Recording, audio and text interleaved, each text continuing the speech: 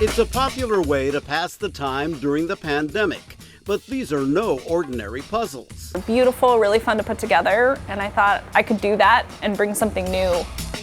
She's given marginalized communities a voice. Now the community is voicing its support for her. It's really a humble learning experience for me. And they paddle for hours and hours to provide a bit of normalcy for those struggling to stay alive. It's not a race. It's an event. These stories and more next on CityStream.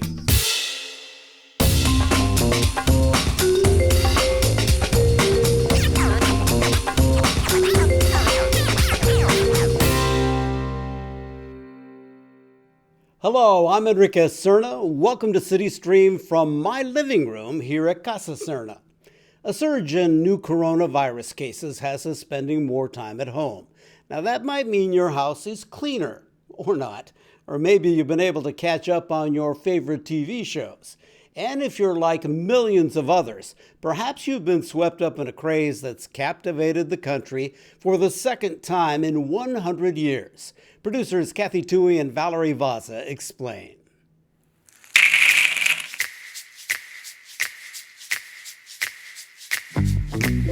"2020 has brought us many surprises. Yes, we're in a pandemic, but one bright spot has emerged to provide us with a way to de-stress: jigsaw puzzling. In fact, the popularity of this hobby caught puzzle makers by surprise. Before COVID, we had just kind of gotten out of the holiday season. Well, I think what we're gonna do is... Meet Whitney Sheehan, owner of Bewilderness Puzzles in Woodinville.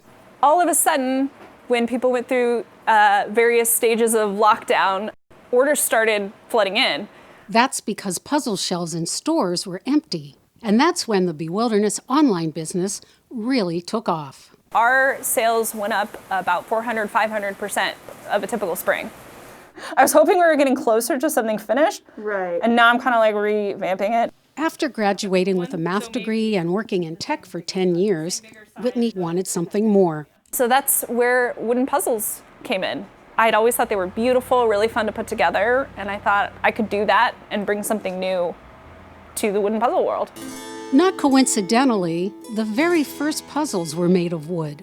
John Spilsbury, a map maker in London, England, made the first commercially successful jigsaw puzzles in about 1760, 1770. Renowned puzzle historian Anne Williams has written several books on the topic. He took his maps and he pasted them onto thin wood. Then he cut them into pieces and sold them to the aristocracy in England so they could educate their children in geography. More entertaining themes came along, like nursery rhymes and fairy tales. And by the 20th century, cardboard puzzles were mass-produced. Then in the 1930s, the Great Depression took hold of the country. Unemployment went up to 25% nationwide, but in some cities it was 50%. With little money to spend, people were looking for inexpensive entertainment. It used to be crossword puzzles and backgammon and mahjong. Now it's jigsaw, and it's got the whole country steamed up. By February of 1933, estimates from contemporary newspapers are that 10 million puzzles were going into American households every week. Given that there were only 30 million households, that's a very striking number. The pandemic of 2020 brought a similar situation, with people confined to home, looking for a diversion. It's a nice outlet for people to do. I-5's down here somewhere. We have our Seattle puzzle here today, the neighborhoods of Seattle. You have to find things that you can do to try to keep things normal. Which brings us back to how today's puzzle makers are keeping up. We just started working way longer hours than we typically would work during the spring. They also got a third laser cutter, hired more people, and moved to a bigger workspace. And they've been turning out puzzles as fast as they can to keep up with orders. The cool thing about making puzzles with lasers is whatever you can dream up on the computer, you can make the laser cut it.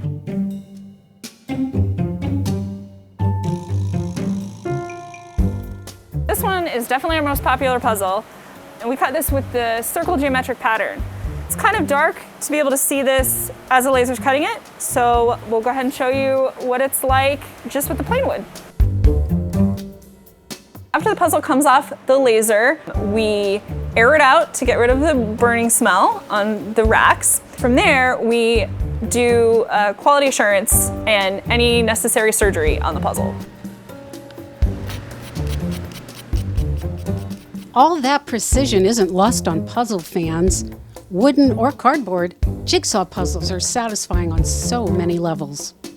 You're starting with just a jumble of pieces and you're turning it into something beautiful, and it's a really nice way to still do something fun that's not looking at a screen. I can't stop once I get started. I just have to put the next piece in and the next piece in and the next piece in. My mom really likes to focus on the flowers. I like to just find one group and focus on that. She likes to do skies or something of similar colors, and then my dad just kind of walks around. Another reason to do puzzles during a time like this is to feel like you can create some kind of order out of chaos, to solve a problem that's a little bit easier to solve, but not too easy. It's a fun business to be in. Whether you're a newbie or a seasoned puzzler, there's nothing quite like placing that last little piece.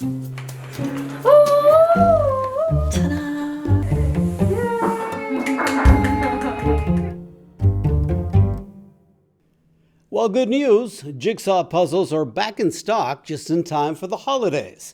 So go ahead and buy that 4,000-piece puzzle you've been secretly eyeing. Next on CityStream, she helps multicultural families access vital services. Now she's being honored for her accomplishments. Martin Luther King Jr. called it building the beloved community, a reference to a world where everyone joins together to end poverty, hate, racism, and homelessness. Each year, El Centro de la Raza's Legacy Awards honors those in our community who exemplify that spirit. We introduce you to one of this year's award winners, Ginger Kwan.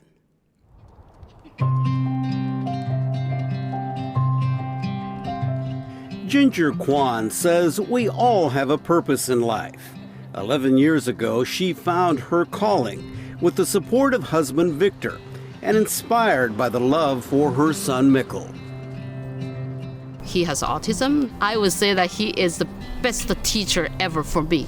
I think I learned from serving him, and when I was serving him and also learning at the same time to serve others, I realized the greater needs are there in the community.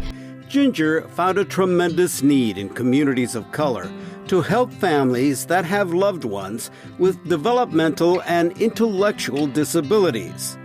In 2009, she created Open Doors for multicultural families to give them resources, services, and most importantly, a voice. Because this population tend to experience inequitable resources, and they are marginalized and they don't have the capacity to access the service due to the culture or due to language barriers. Open Doors breaks down those barriers with a multicultural staff that speaks more than 20 languages. They help families overcome stigma, provide vital information, educational opportunities, youth and employment programs, community events, and give hope for a better future. And for that purpose, we create Open Doors because we believe every person has the potential. As an example, Ginger points to her son, Mikkel. He graduated from high school and now holds 2 jobs. He's a runner, bikes, canoes, and rock climbs. And what it takes is a village to support him. People care about him and believe in him and also expect him to excel. And we have seen so many youth who went through our youth program and they have developed a self-esteem and they did it. They graduated from school, they even go to college or they went to work. And so it's amazing to see how a person can change. Ginger's passion and leadership stood out elsewhere in King County this year as she took an active role with the newly formed Racial Equity Coalition. And it happens also across the board for these 15 organizations are all led by people of color. So whoever they serve are similarly to understand where they come from. And we come together, we address the inequity issues because we experience the same thing, yeah. And she did a fabulous job in keeping this coalition together of people who had not worked together before and probably hadn't done a lot of multiracial work, and that's significant. You know, anytime you can pull people of all races together who continue to struggle together, that is something that should be known and recognized. It is one more reason why the Roberto Felipe Maestas Legacy Award is being given to Ginger Kwan. With this award, I feel like I can continue to lit the torch to those who come after me and those who I walked with and those who taught me, who has mentored me and who has shown a great example and things I can learn from them. So it's really a humble learning experience for me, yeah. El Centro's Legacy Awards are named in honor of Roberto Maestas, founder of El Centro de la Raza. Maestas dedicated his life to building the beloved community. Congratulations again to one of this year's recipients, Ginger Kwan. Next, it's a grueling test of endurance, but participants say the payoff is worth the pain. The story of the 24 as CityStream continues. 2020 has been a year of immense challenges. The pandemic, a struggling economy, and social unrest. But as we head into the holidays, we're reminded we have much to be grateful for, and many good people who've helped us along the way. With that in mind, we bring you a special story of hope, resilience, and compassion. This is the story of the 24.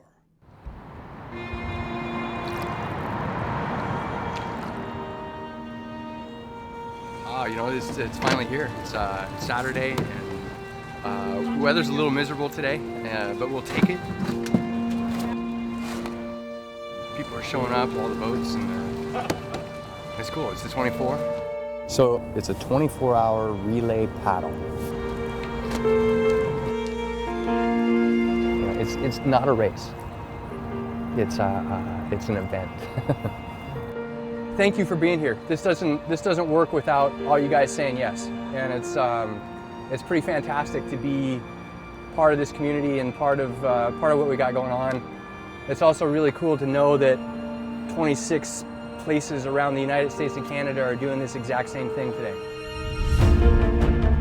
And each of those cities has multiple teams. Cancer isn't choosy, and it's for everybody. So many teams filled with young kids, adults, grandmas, grandpas, and diversity of craft. We have stand-up, I-prone paddle, we have OC, outrigger canoes. The whole purpose of it is to kind of bring people together and to do what they love. I'm kind of amped up by today's events because this is important to us and it's just exciting. It's nice to be back on the water too and be surrounded by so many people and friends.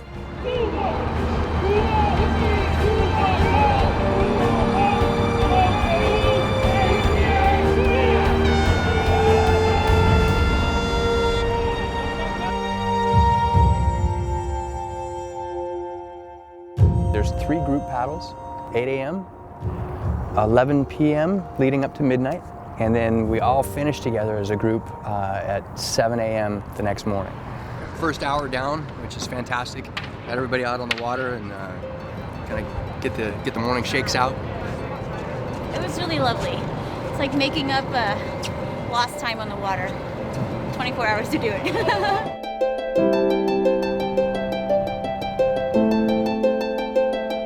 After that first initial group paddle, it breaks down into pairs. So you have you and your buddy, you paddle for an hour, you come back, you tag in the next pair, and away they go.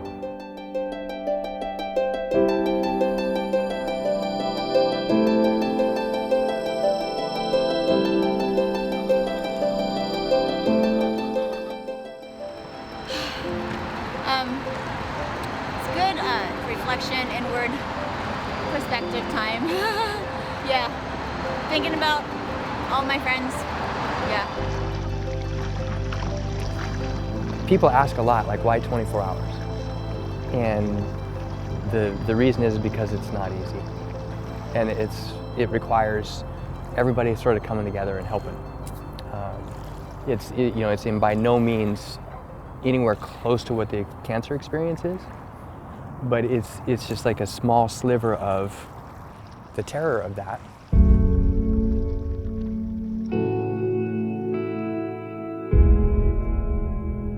In 2013, my wife was diagnosed with breast cancer. It was surreal. I just could feel myself kind of, shaking a little bit, trying to figure out, it didn't register that what I'd heard was real, because it's not something that I ever thought that I would hear. All of a sudden, the room sort of closes in on you. Sound disappears. You sort of hear your insides working. After we kind of got through that challenge, her neck went boop.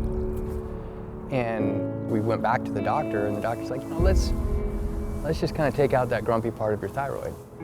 And the doctor came out about 30 minutes into the surgery, and she said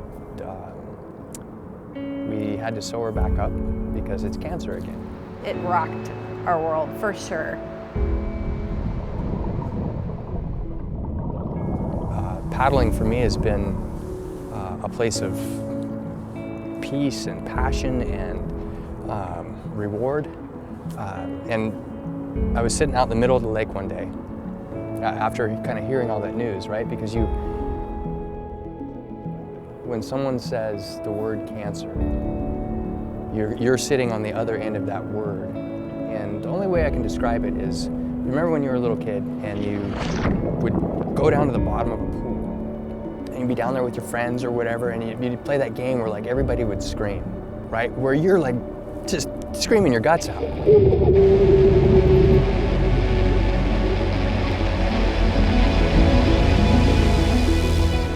then you come up and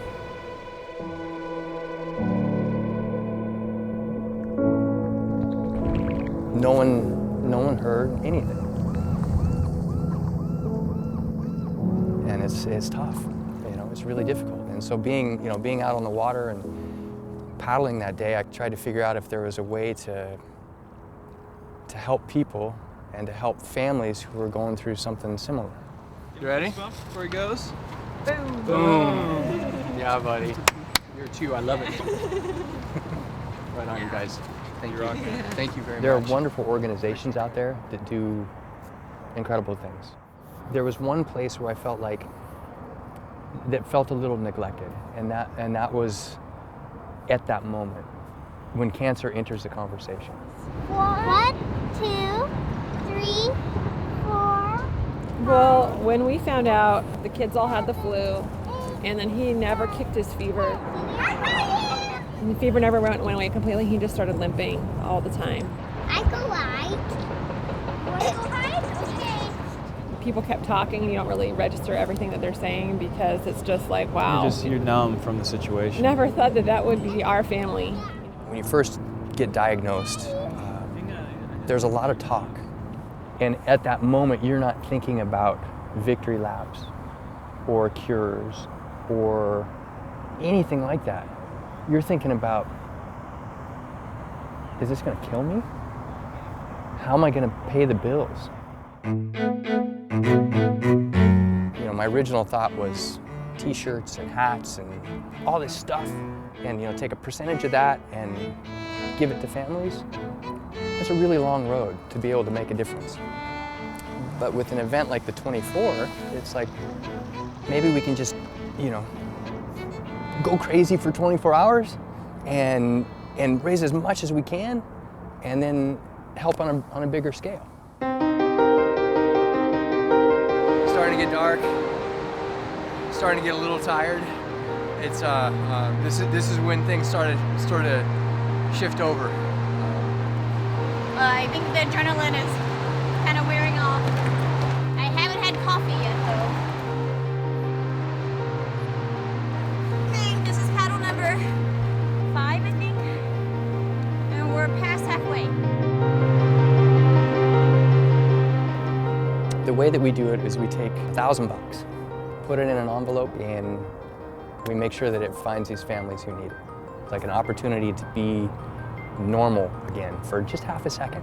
You know, pay an extra bill, go to the movies, put gas in the car, things like that. Our first year we ended up, our goal was to raise $5,000, and we ended up raising $7,000. The second year we ended up raising $45,000. The third year we had 22 cities, and collectively as a group it was $152,000. With each of these cities, the money stays in that community. When we found this envelope full of cash, everybody was starving, you know, and I think that we had a number of meals that people had donated, but they're like all in the freezer, you know, and some of them, the kids are like, oh, I don't want to eat that, that's weird or whatever. And I was like, let's order pizza. And that's what it brings, you know, it brings just a little bit of normalcy of like, you know what, things are, you know, rough right now, rough waters, but hey, we're with you, we support you. Jonas has been in remission for 1 year, and you know, that's just fantastic for us. But we also know that there's other families that are in different place. You know, cancer has this unfortunate statistic of 1 in 3 people. And so, sadly, it's not difficult to find somebody who needs it.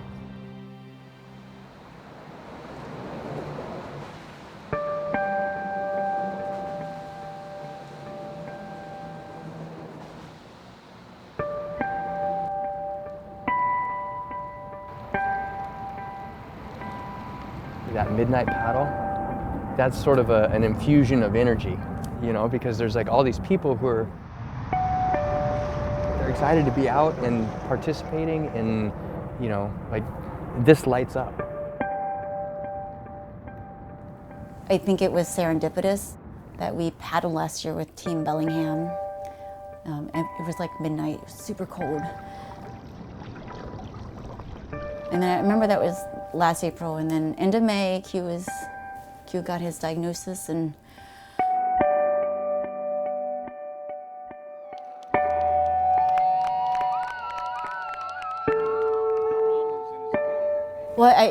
it was a late Friday night. We were sitting in a small corner room in the ER of Everett Hospital, and I heard the word leukemia. It didn't register that it was cancer, or maybe it was just immediate denial. So I'm like, literally like 7 days later, Brian Smart walks in from Team Bellingham into the hospital room with a little amazing slashed envelope. I remember Googling one night at the hospital, and I don't recommend anyone Googling anything about any disease that they're diagnosed with, but my stomach dropped, and I got really scared, and I panicked. And I think that was a moment. I don't think he realizes the probability of surviving this, or.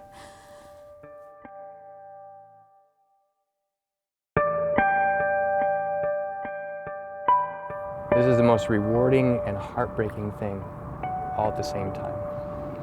There's some tough realities. The first year, those 7 envelopes that we gave out, 6 of those people passed away. You know, I think sometimes you get so focused on high-fiving and you know all of that you maybe forget a little bit about why you're there. And people really do need help. And this isn't messing around. This isn't, you know, a walk in the park for anybody. It's you know, cancer scares people for a reason.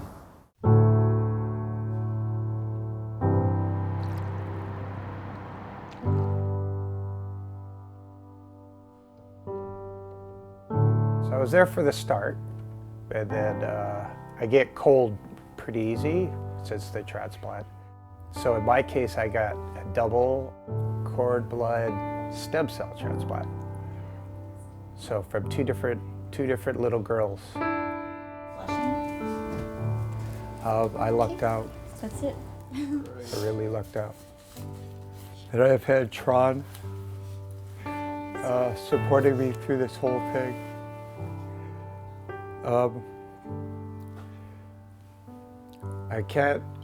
There's people out there, I'm sure, that don't have people like her. I have no idea how I would have made it this far. Looking good, gang! Looking good! You know, this year in multiple places, there are envelope recipients who are coming to paddle.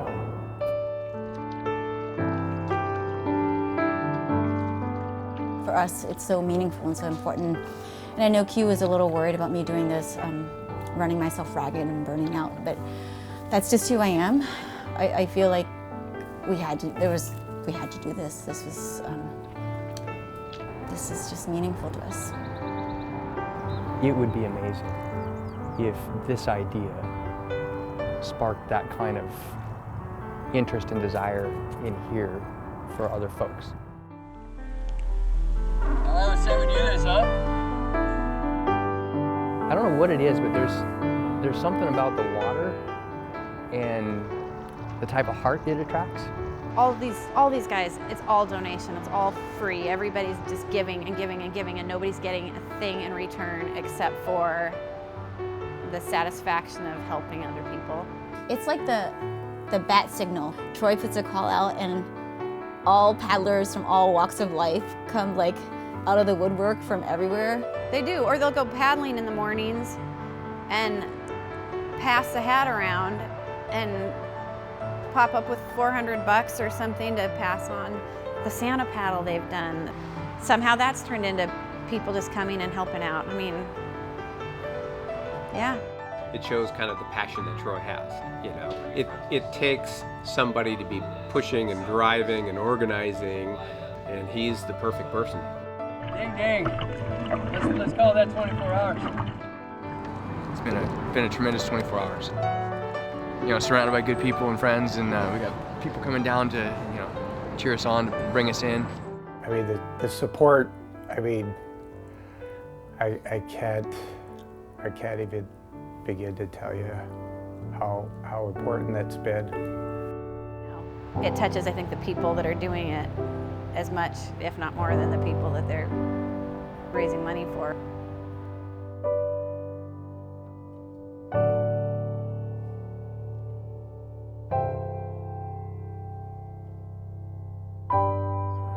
Inspire and help.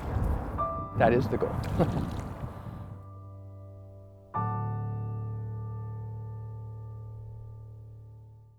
This year's 24 was canceled due to the pandemic, but last year the event raised more than $252,000. Organizers are hopeful they can get back on the water in 2021. We'll be right back.